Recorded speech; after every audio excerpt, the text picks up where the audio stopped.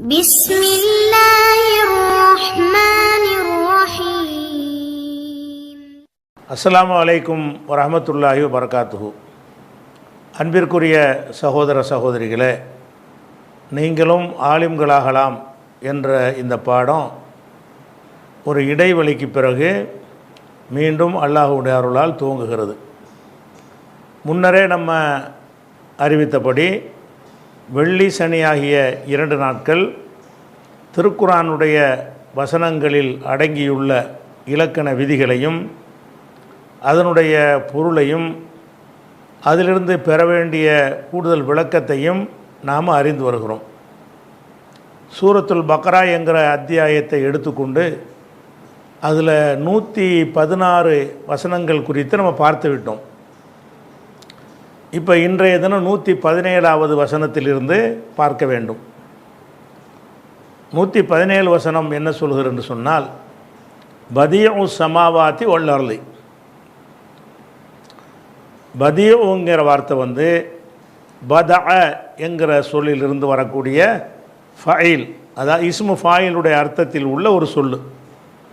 இஸ்முல் foil என்பது ஃபாயிலுன் என்கிற அமைப்பிலையும் வரும், சில நேரங்களில் ஃபைலுன் என்கிற அமைப்பிலையும் வரும். அப்போ நசரன்னா உதவி செஞ்சான், நாசிருன் உதவி செய்கிறவன், நசீருன் உதவி செய்கிறவன். அப்போ இந்த ஃபைலுன் என்று வரக்கூடிய சொல்லு இஸ்முல் ஃபாயிலுடைய அர்த்தத்துலையும் வரும், இஸ்முல் மஃபூல் அர்த்தத்துலையும் அது 2 அர்த்தத்துக்கு வரும். பெரும்பாலும் இஸ்முல் ஃபாயில் அர்த்தத்தில் வரும். அந்த வகையில் இந்த பதீவுன்னு வருதில்ல, பதீவு சமாவாத்தின்னு, இந்த பதீவு என்பது பதஅ என்கிற சொல்லிலிருந்து வந்த இஸ்முல் ஃபாயிலு. ஃபாயில் என்றால் ஃபாயில் வசனில் இல்லாமல் ஃபாயில்ங்கிற வசனில் வரக்கூடிய இஸ்முல் ஃபாயில். பதஅ என்றால் என்ன அர்த்தம்னு கேட்டால், அதாவது எந்த ஒரு முன்மாதிரியே இல்லாமல் படைக்கிறது, புதுசாக படைக்கிறது. பதஅன்னு சொன்னால், நம்ம ஒரு சோறாக்குறோன்னு வைங்களேன், இதை நம்ம புதுசாக செய்கிறதில்ல.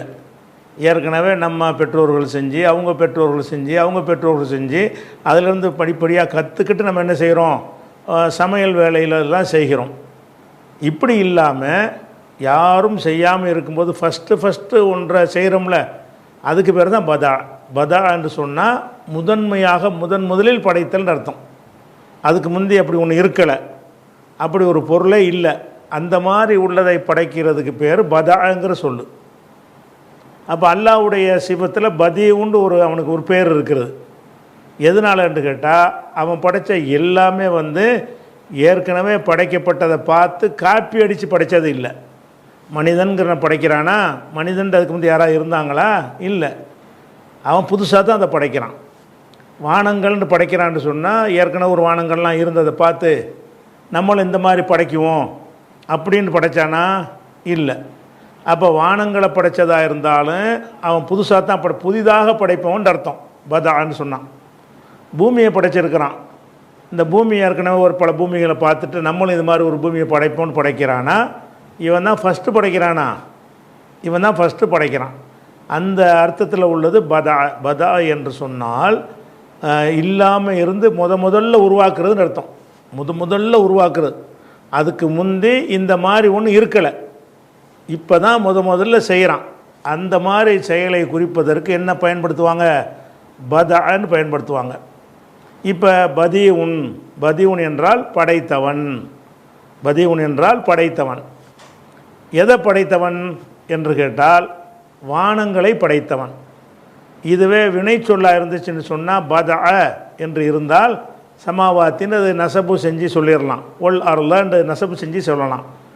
இது இஸ்முல் ஃபாயிலாக இருக்கும் பொழுது, இஸ்முல் ஃபாயிலில் அந்த மஃபூலை சேர்த்தோம்னு சொன்னால் இலாஃபத்து செஞ்சு தான் சொல்லணும். இப்போ நான் காத்திலு ஜெய்தின், காத்திலுன்னா கொல்றவன், காத்திலு ஜெய்தின், ஜெய்தை கொன்றவன். அப்போ ஜெய்துங்கிற மஃபூலை என்னென்னு செய்வோன்னு கேட்டால், அந்த காத்தில் என்பதோட இலாஃபத்து பண்ணி சொல்கிறதும் இலக்கணத்தில் இடம் இருக்கிறது. அல்லது நம்ம விரும்பினோம் என்று சொன்னால் காத்திலுன் ஜெய்தன், அப்படி காத்திலுன் தன்வீன் வச்சு இலாஃபத்து இல்லாமல் வச்சுட்டு என்ன செய்யலாம், காத்திலுன் ஜெய்தன் என்று சொல்வதற்கும் இலக்கணத்தில் இடம் இருக்கிறது. இதில் என்ன செஞ்சுருக்குன்னா பதிவுன் என்று சொல்லாமல் இலாபத்து செஞ்சு சொல்லப்பட்டிருக்கிறது. பதிவு என்றால் படைத்தவன். முலாஃபிலைகளை வந்து மஃபூலத்தான் முலாஃபிலை ஆக்கியிருக்கிறாங்க. பதிவு சமாவாத்தி, வானங்களை முதலில் படைத்தவன். வானங்கள் என்பதை முதலில் படைத்தவன். ஒல்லாரில் முதலில்ங்கிறத விட சரியான சொல்ல இல்லை. அது படைத்தவன்னா எந்த ஒன்றையும் அடிப்படையாக கொள்ளாமல் அவனே படைத்தவன் அப்படிங்கிற ஒரு அர்த்தம் வந்துடும். அப்போ பதிவு சமாவாத்தி, வானங்களை படைத்தவன், ஒல் அர்லி, பூமியையும் படைத்தவன். இந்த சமாவாத்திங்கிறதுல வந்து என்ன யாராப் இருக்கிறது என்று நமக்கு தெரியாது. ஏன் தெரியாதுன்னு கேட்டால், அதில் வந்து அலிஃபத்தே உள்ள ஜம்மா இருக்கிறதுனால அதில் வந்து நசபும் ஜர்ரும் ஒரே மாதிரி தான் வரும். நசபு செஞ்சாலும் சமாவாத்தி தான், ஜர்ரு செஞ்சாலும் சமாவாத்தி தான். இப்போ சமாவாத்தியில் ஜர்ரு தான் இருக்குது இலாஃபத்தினால. அதை உறுதிப்படுத்துகிறதா இருந்தால் அந்த அத்துஃப் செஞ்சுருக்கிறோம்ல, அதில் தெரிஞ்சு போயிடும். ஒல் அர்லி, எதுக்கு அர்லின்னு ஜர்ரு வந்திருக்குது? இந்த அர்லு என்பது சமாவாத்தில் அத்துஃபு. சமாவாத்தில் என்ன இருக்குது? ஜர் இருக்கிறது. எதனால் ஜர் இருக்கிறது? இலாஃபத்தினால் ஜர் இருக்கிறது. அப்போ சேர்த்து அர்த்தம் செஞ்சால் பதிவு சமாவாத்தி, வானங்களை எதையும் முன்மாதிரியாக கொள்ளாமல் படைத்தவன். ஒல் அர்லி, பூமியை எதையும் முன்மாதிரியாக கொள்ளாமல் படைத்தவன் அப்படின்னு இது மொத்தத்துக்கு அர்த்தம். அப்போ இதில் வந்து படைத்தவன்றது இருக்க தவிர அது ஒரு வாக்கியமாக இல்லை. வாக்கியமாக இருக்கிறதா தான் என்ன செய்யணும்னா நம்ம அங்கே வச்சுக்கணும். ஹுவ, அவன். ஹுவண்டா யார்? அல்லாவை சொல்லி அல்லா பற்றி தான் பேசிகிட்டு வருது. முந்தின வசனங்கள்லாம் என்ன செய்யுது? லஹு இல்லாமல் அல்லா பற்றி தான் வருது. அதனால் என்ன செய்யணும்னா இந்த இடத்துல பதிவுக்கு முன்னாடி ஒரு முபுத்ததா ஒன்று வச்சுக்கிறணும், ஒரு எழுவாயை ஒன்று வச்சுக்கிறணும். எப்படி? ஹுவ, அவன், அல்லது அல்லாஹு, அல்லாஹு என்பவன். பதிவு சமாவாத்தி, இது ஹபர், பயனிலை ஆயிரும். இந்த பதிவு என்று என் ரஃபோ வந்திருக்குன்னு கேட்டால், ரஃபோ வர்றாந்த காரணம் வேணும்ல. என்ன காரணம்? ஒரு முப்ததாவாக இருந்தால் ரஃபோ வரும், ஹபராக இருந்தால் ரஃபோ வரும். இது வந்து எழுவாய் கிடையாது, செய்தி தான் இது. முப்ததா எழுவாய் வேறு இருக்குது. அவன் மறைந்திருக்கிற ஒரு எழுவாய்க்கு இது வந்து பயனிலையாக இருக்குது, ஹபராக இருக்குது.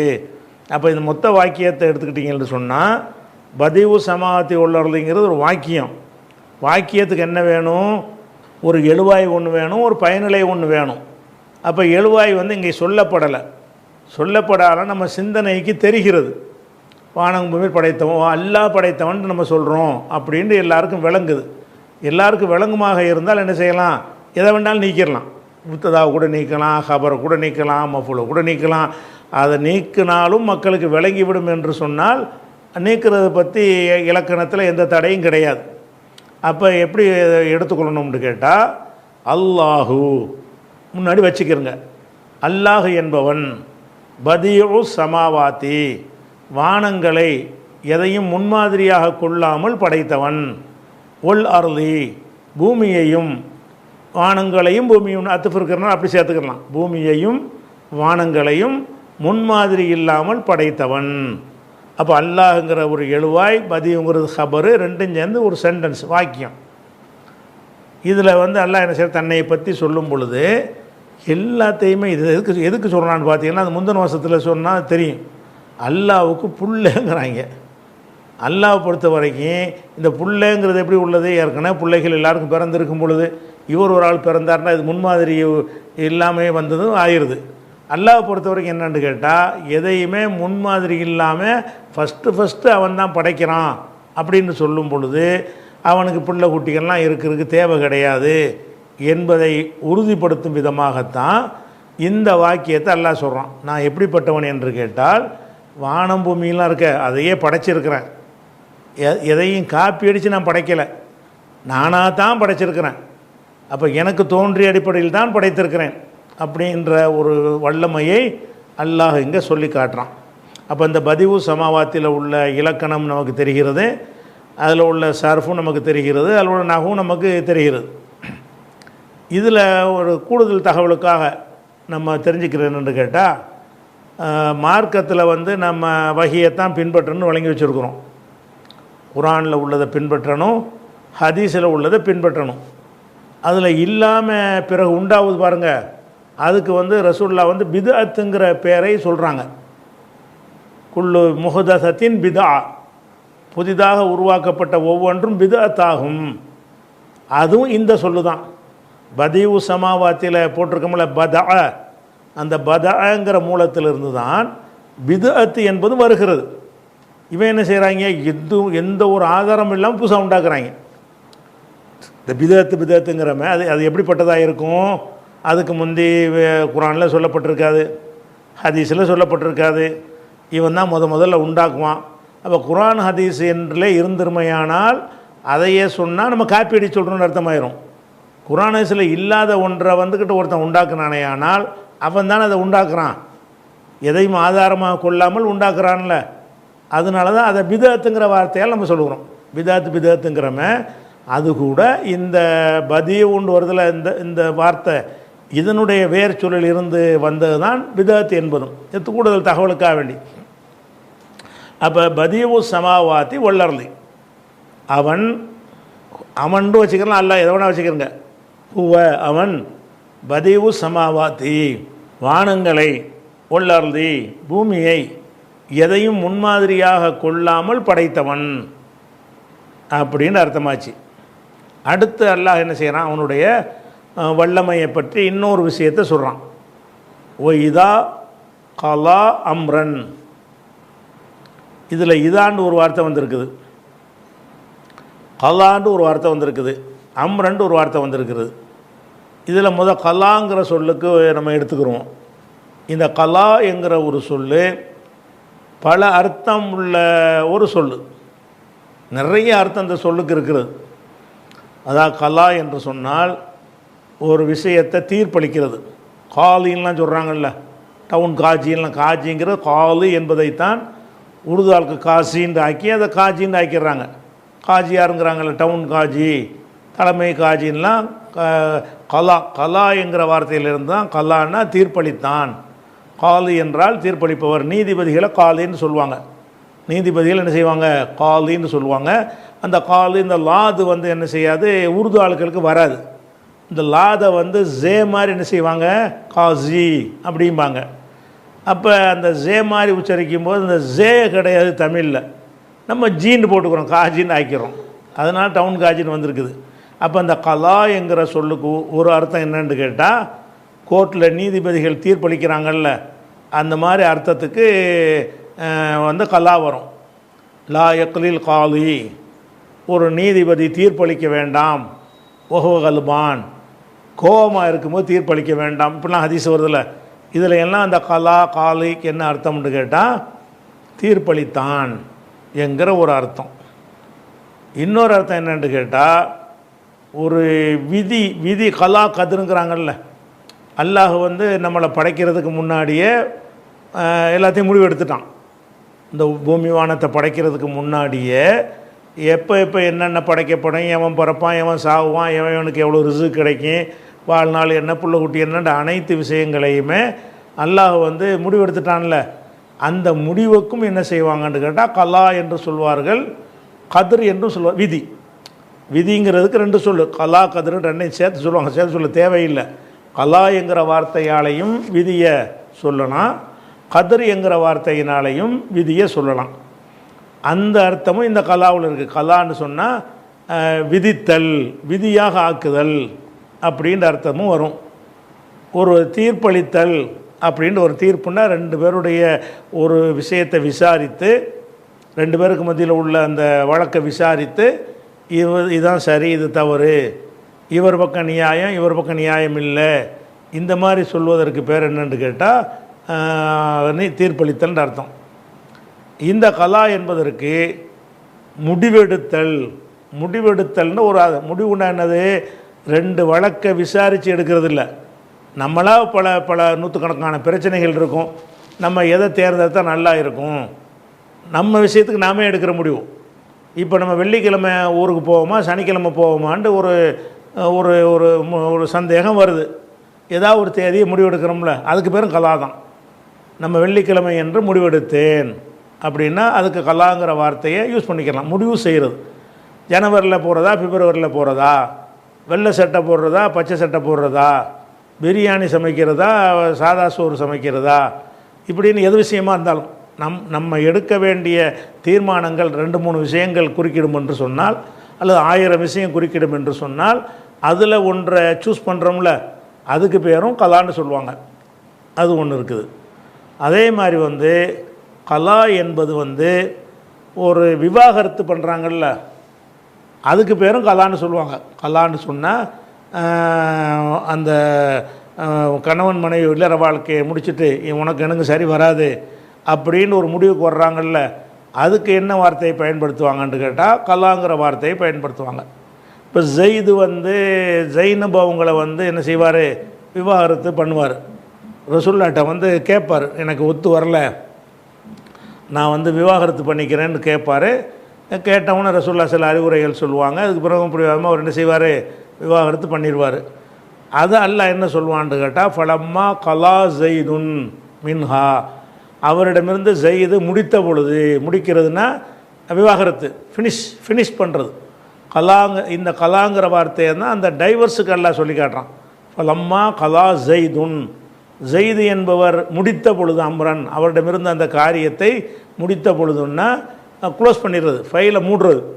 ஃபைலை க்ளோஸ் பண்ணுறது குடும்ப வாழ்க்கைங்கிற திருமணங்கிற ஒரு ஃபைலை க்ளோஸ் பண்ணிடுறது. அப்போ இந்த கலாங்கிற வார்த்தைக்கு ஒன்றை முடிக்கிறது. ஒரு வேலையை செஞ்சுக்கிட்டே வர்றோம், இதோட ஃபினிஷ் பண்ணிட்டேங்கிறோம்.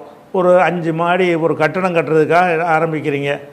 முதல் மாடி கட்டினவுன்னு என்ன செய்ய மாட்டீங்க, முடிச்சேன்னு சொல்ல மாட்டீங்க. 5வது மாடி வரைக்கும் வந்தவொன்னே என்ன செய்வீங்க, இந்த பில்டிங்கை நான் கலாய்த்து ஃபினிஷ் பண்ணிட்டேன்.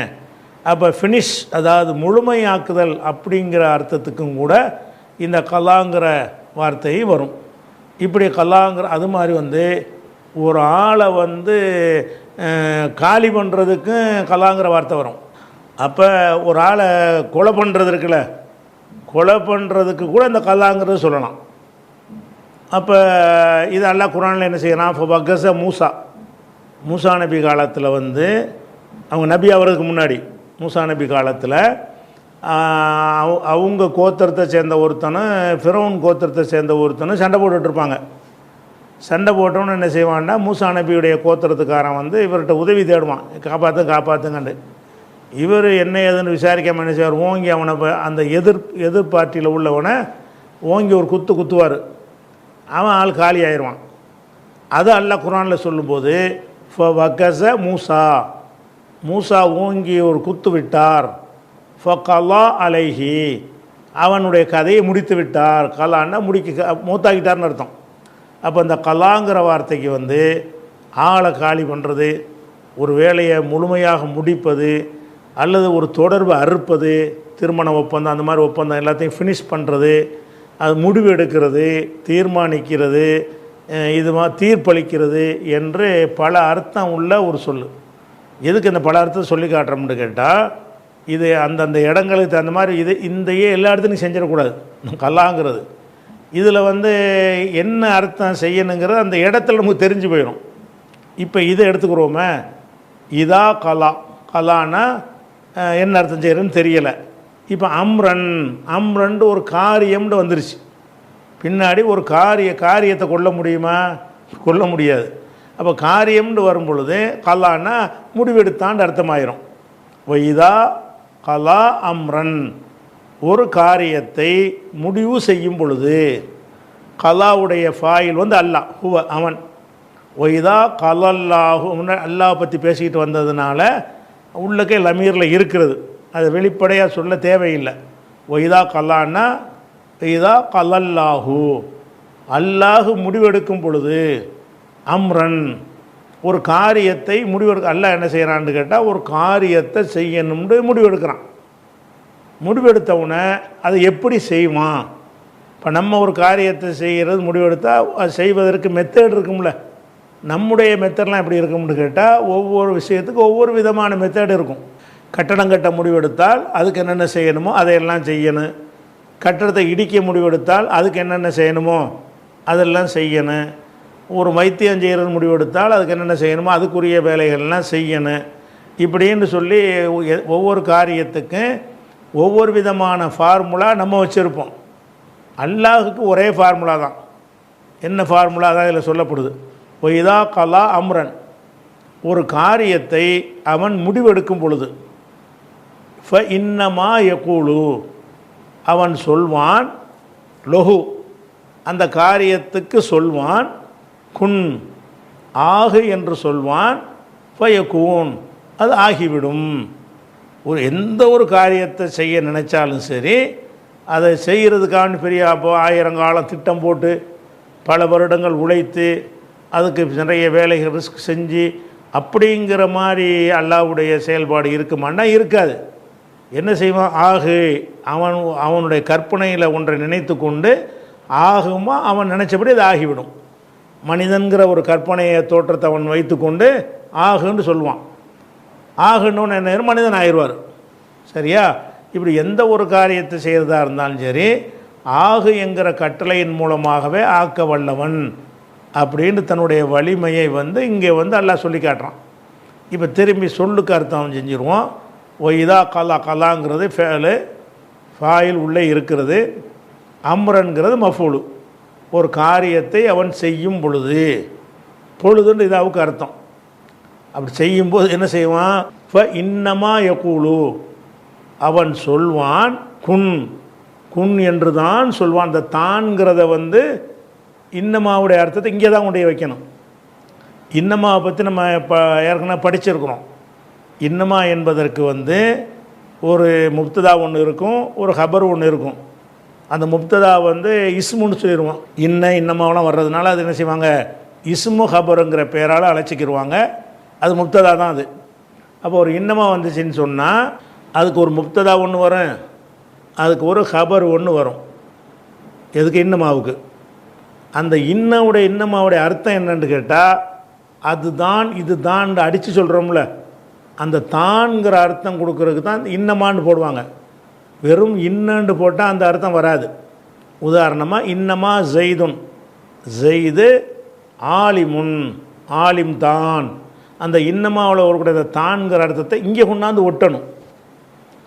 இஸ்முல முப்ததாவில் ஒட்டிடக்கூடாது. எதில் ஒட்டணும்? ஹபரில் ஒட்டணும். அப்போ இன்னமா அன, நான், பஷருன், மனிதன் தான். ரசூலுல்லாஹ் அல்லாஹ் சொல்லுவான்ல, குல் நபி நீங்கள் சொல்லுங்கள், இன்னமா அன பஷருன், இன்னமா அனவுக்கு சொல்லுவோம், அனக்கு மட்டும்தான் அர்த்தம் செய்யணும்.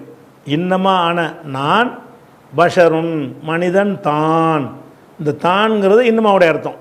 அப்போ இன்னமாவுடைய அர்த்தம் எங்கே பிரதிபலிக்க வேண்டும் என்று கேட்டால், அந்த ஹபராக வரும்ல அதில் தான் பிரதிபலிக்கணும்.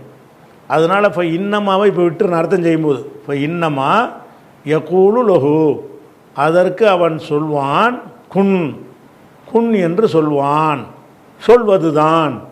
எதையும் செய்ய முடிவெடுத்து விட்டான் என்று சொன்னால் இப்போ இன்னமா யகூலு லஹு குன், குன் என்று சொல்வது தான் அல்லாஹ்வுடைய இது முடிவெடுத்துட்டான்னு சொன்னால் அதுக்கு என்ன அவன் செய்வான், என்ன செயலை செய்வான்னு கேட்டால் ஆகுன்னு சொல்லிடுவான். அப்போ குன் என்று சொன்ன உடனே ஃபயக்கூனு, உடனே அது ஆகிவிடும். இந்த ஃபாங்கிறது உடனேங்கிறதுக்கு உள்ள அர்த்தத்துக்கு வரக்கூடியது, தாக்கியபடியே அர்த்தம். ஃபயக்கூனு, அது ஆகிவிடும். அப்போ அந்த வானத்தை படைக்க நினச்சான்னா ஆகுமா, அது ஆயிரும். பூமியை படைக்க நினைச்சான், சிலது 7 நாளில் படைச்சான்லாம் வருதுன்னு கேட்டால் 7 நாளில் ஆகுன்னு அவன் சொல்லுவான். வணங்குதா? அவன் என்ன மாதிரி ஆர்டர் பண்ணுகிறான்னு இப்போவே ஆகுன்னா இப்போ ஆயிரம். 7 நாளில் நீ ஆகி முடியும்னு சொன்னால் 7 நாள் எடுத்துக்கொண்டு என்ன செய்யும், அது ஆகும். அது அதுக்கு எண்ணத்தை அவன் மனசில் வைத்து கொண்டு அல்லாஹ் சொல்கிறானோ அதுக்கு தகுந்த மாதிரி ஆயிரும். ஒரு குழந்தை உருவாகணும்னு சொன்னால் அதனுடைய உருவாக்கம் உடனே ஏற்பட்டு விட்டாலும் குழந்தைய வெளிப்படுவதற்கு 10 மாதம் தேவைப்படும்ல. அப்படி தான் அல்லாஹ்வுடைய ஆர்டரே வரும். அது உண்டாகுன்னா என்ன அர்த்தம்னு கேட்டால், எப்போ எப்படி எவ்வளோ நாளில் உண்டாக வேணுமோ அந்த நாளில் உண்டாகுன்னு சொல்வது தானே தவிர அதுக்கான மெனக்கட்டு உட்கார்ந்துக்கிட்டு செய்கிற வேலைகளெல்லாம் அல்லாஹ்வுடைய தன்மையில் வராது, அல்லாஹ்வுக்கு அவசியம் கிடையாது. அப்போ இதா கலா அம்ரன், ஒரு காரியத்தை அவன் முடிவு செய்யும் பொழுது இன்னமா யகூலு லஹு, லஹுன்னு அந்த காரியத்தை பற்றி அவன் சொல்வான், குன், குன் என்று சொல்வான், சொல்வது தான். ஒரு காரியத்தை செய்ய முடிவெடுத்தால் குன் என்று சொல்வது தான் அவனுடைய வேலை. சொன்னால் என்ன நடக்கும்? இப்போ எக்கூனது ஆகிவிடும் இப்படின்னு சொல்லி நான் எதுக்கு இது அல்லாஹ் சொல்கிறான்னு கேட்டால், ஆகுன்றவனை ஆக்கிற வலிமை எனக்கு இருக்குது. எனக்கு இருக்கிற பிள்ளைகள்லாம் யாருக்கு பலவீனம் உள்ளவனுக்கு தான் பிள்ளைகள் தேவைப்படும். வயசாகி போயிட்டால் நமக்கு பக்க பலமாக இருந்து நம்மளை காப்பாற்றுவாருங்கிறது தேவைப்படும். எனக்கு தான் ஒன்றுமே கிடையாது, ஆகுண்டா ஆயிருமே அப்படிங்கிறதுக்காக வேண்டிய பிள்ளை இருக்குன்னு சொல்வதுக்கு தான் 116வது வசனத்தில் இவங்க சொன்னாங்க. அதுக்கு மறுப்பு சொல்லிட்டு வரும்போது தான் இதையும் எல்லாம் தொடர்ச்சியாக சொல்லி காட்டுறான். இது அல்லாஹ்வுடைய ஒரு ஸ்டைல்னு வச்சுக்கிறணும். அதே நேரத்தில் இப்படித்தான் அனைத்தையும் படைச்சான்னு எடுத்துக்கக்கூடாது. அவனுடைய அல்லாஹ்வுடைய கட்டளை ஒரு காரியத்தை செய்ய நினச்சிட்டான்னு சொன்னால் ஆகும் ஆயிரும். ஆகுண்டு ஆயிரும் என்பதற்கு மாற்றமாக சில வசனங்களை சில ஹதீஸ்களை நீங்கள் பார்ப்பீங்க. அது மாற்றம்னு எடுத்துக்கொள்ள தேவையில்லை. எப்படி பார்ப்பீங்க? இப்போ ஆதம் அலைஹிஸ்ஸலாத்தை களிமண்ணை எடுக்கிறான், சும்மா ஆகுன்றலாம்ல. ஆதம் அலைஹிஸ்ஸலாத்தை படைக்க நினச்சிட்டான்னு சொன்னால் அதுக்கு எந்த ஒரு மெட்டீரியலும் அவனுக்கு தேவை கிடையாது. நமக்கு தான் மெட்டீரியல் இருந்தால் தான் ஒன்றை உருவாக்க முடியுங்கிறது. அல்லாஹ்வுக்கு எந்த ஒரு மெட்டீரியலும் அவனுக்கு தேவையில்லை. அப்போ அந்த களிமண்ணை எடுக்காமல் அதை தண்ணியை போட்டு குலைக்காமல் அவன் அப்படி படைக்காமல் அப்படி தேவையாண்டா தேவை கிடையாது. ஆனால் அல்லாஹ் என்ன செஞ்சான்? களிமண் எடுத்தான், அதை உருட்டான், மனிதன் மாதிரி ஆக்கினான். எதையங்கிறான், என் இரு கரத்தால் படைத்தேங்கிறான். இப்படியெல்லாம் படைச்சிட்டானே. இப்போ அல்லாஹ் ஆகுன்றவுடன் ஆகலையே. மனிதன் கொஞ்சம் நிறைய வேலை செஞ்சு அல்லாஹ் படைச்சிருக்கிறான் அப்படிங்கிறத நம்ம நினைக்குவோம். அப்படி நினச்சாலும் இதுக்கு முரண் மாதிரி தெரியும். என்னடா ஆகுண்டு ஆயிரம்னு அல்லாஹ் சொல்லி காட்டுறான். ஆதம் அலைஹிஸ்ஸலாத்தை அப்படி அவன் படைக்கலையே, அதுக்கு முன்னாடி சில வேலைகளை அவன் செய்கிறான் அப்படின்னு சொன்னீங்கன்னா, மனிதன் என்று ஆவதற்குரிய கட்டளை சொன்ன பிறகு தான் அது மனிதன் ஆகும். இது அல்லாஹ் அந்த வடிவத்தை கொடுக்கறது கூட இந்த களிமண் இல்லாமல் கூட அல்லாஹ் என்ன செய்யலாம்? சும்மா கூட செஞ்சிடலாம். அவனுக்கு முடியும் என்பது வேற, அப்படித்தான் செய்வான் என்பது வேற. உதாரணமாக எனக்கு ஒரு 100 கிலோ பொருளை எனக்கு தூக்க இயலும்னு வைங்க. தூக்க இயலும்னா தூக்கி தான் ஆகணுமா? தூக்க இயலுங்கிறதுனால எல்லா நேரமும் 100 கிலோ கையில் வச்சுட்டா நான் இருப்பேன்? எனக்கு தூக்கம் முடிஞ்சதே ஒரு ஆளை விட்டு தூக்குன்னு சொல்லுவேன். அப்படி சொன்னால் எனக்கு தூக்க முடியாதுன்னு அர்த்தம் கிடையாது. நான் விரும்பினால் தூக்குவேன், எனக்கு அந்த வலிமை இருக்குது, அவ்வளவுதான். நான் நினச்சா நானே தூக்குவேன். நான் நினச்சா ஒரு ஆளை தூக்கிட்டு போக சொல்லுவேன். நான் நினச்சா ஒரு மண்ணை குழைச்சி கூட செய்வேன். நினச்சேன்னா ஒன்றும் இல்லாமல் செய்வேன். எனக்கு என்ன ஏழும்னா ஆகுன்னு ஆகிவிடும். அது எனக்குரிய வல்லமை. இது வல்லமையை காட்டுக்கிறது தானே தவிர அனைத்தையும் இந்த மாதிரி அல்லாஹ் படைச்சான்னா இப்படி அனைத்தையும் இப்படி படைக்கலை. டைம் எடுத்து ஒரு செடி கொடிலாம் வளருவதாக இருந்தால் உடனே ஆகுன்னொன்னே உடனே மரமாக ஆகிருதா? மரமாக ஆகாது. மரமாவதற்கு என்ன செய்யும்? அவன் ஆகுன்னு சொன்னதில் இருந்து அதுக்குரிய படிப்படியாக வளர்ந்து பெருசாகி அதுக்கப்புறம் என்ன செய்யும்? மரமாக, செடியாக, கொடியாக அது மாதிரிலாம் வருது. இவைகள்லாம் டைம் எடுத்து சிலதெல்லாம் வரும். இதெல்லாம் வரும்னா என்ன அர்த்தம்னு கேட்டால், அல்லாஹ் நினச்சான்னு சொன்னால் ஒரு ஒரு ஒரு கடுகு விதை கூட இல்லாமல், ஒரு ஆலமரத்து விதை கூட இல்லாமல் ஆலமரமாக உண்டு ஆகுமா? ஆகாதா? அப்படி ஆயிரும். எந்த ஒன்றும் இல்லாமலும் ஆகிரும். அது அவனுடைய வல்லமை. சில நினைச்சால் அப்படியும் சிலதை படைப்பான். முத ஆலமரத்தை அப்படி தானே படைச்சிருப்பான். முதல்ல ஆலமரத்தை ஃபஸ்ட்டு ஆலமரத்தை எந்த விதையிலிருந்து அவன் படைத்தான்? அடுத்தடுத்து உண்டாகக்கூடியதுக்கு தான் என்ன வேண்டி இருக்குது? விதையிலிருந்து படைக்கிற மாதிரி எல்லாம் படைச்சிருக்கிறான். எந்த விதையும் இல்லாமல் தான் முதல் மாம்பழம், முதல் மாமரம், முதல் ஆலமரம், முதல் நெற்கதிர் எல்லாத்தையும் ஃபஸ்ட்டு எல்லாம் படைத்தானே. அப்போ அவனுக்கு எதுவுமே மெட்டீரியல் அவனுக்கு தேவையாக இருக்கலை, உடனே தான் ஆகியிருக்கும். அப்படி அப்போ இதனுடைய பொருள் எப்படி விளங்கிக்கணும்னு கேட்டால், அல்லாஹ் எதை படைக்க நினைச்சாலும் ஆகுண்டா ஆகிவிடும் என்றால் இந்த ஒரு மெத்தடில் தான் படைப்பான் என்று விளங்கக்கூடாது. அவன் நினைச்சா ஆகுண்டா ஆகும் வகையில் படைக்குவான். அவனுக்கு ஏழும். இந்த ஒரு மெத்தடில் தான் படைக்குவானான்னா இல்லை. சிலது அப்படியும் படைப்பான், சிலது என்ன செய்வான்? சில வேலைகளை செஞ்சு படைப்பான். இந்த வானம் பூமிகளை 7 நாள் படைத்தான் என்பது 7 நாள்னாலே ஆகுண்டவன் ஆகலை மாதிரி தானே வருது. அதையும் ஆகுண்டா ஆகியிருக்கும். அல்லாஹ் என்ன நினைக்கிறான்னு கேட்டால், சில டைம் எடுத்து படைக்க அவனை நினைக்கிறான். நினச்சதுனால அப்படி செய்கிறானே தவிர, அல்லாஹ் இந்த வானத்தை படைக்க நினைக்கும்போது இந்த செகண்டில் ஆகும்னு நினச்சாண்டா ஆகியிருக்கும். பூமியை படைக்கும்போது இந்த செகண்டில் ஆயிருண்டா ஆகியிருக்கும். அப்போ அல்லாஹ்வுக்கு இயலும் என்பதை காட்டக்கூடிய ஒரு விஷயம் தான் இது. அலா குல்லி ஷைஇன் கதீருங்கிறோம். அனைத்து பொருள் மீது சக்தி உள்ளவன். அனைத்து பொருளும் சக்தி உள்ளவன் இதுக்கு மலக்குகளை வச்சுட்டு வேலை வாங்குறான்னு கேட்கக்கூடாது. அனைத்து பொருளுக்கும் சக்தி இருக்குது. நினச்சா இந்த மலக்கு இல்லாமல் அவன் செய்வான். நினச்சா நான் வல்லமை மிக்கவன், எனக்கு அடிமைகள் இருக்கிறான்னு காட்டுறதுக்காக இல்லை என்ன செய்கிறான், மலக்குகளை பயன்படுத்துகிறானே தவிர இந்த மலக்கு இல்லாட்டி அந்த காரியத்தை அவனுக்கு செய்ய முடியாதுன்னா முடியும். அப்போ இதனுடைய கரெக்டான அர்த்தம் என்னன்னு கேட்டால், எந்த ஒரு காரியத்தை செய்ய அல்லாஹ் நினைச்சாலும் ஆகுன்றவுடனே ஆக்க முடியும்.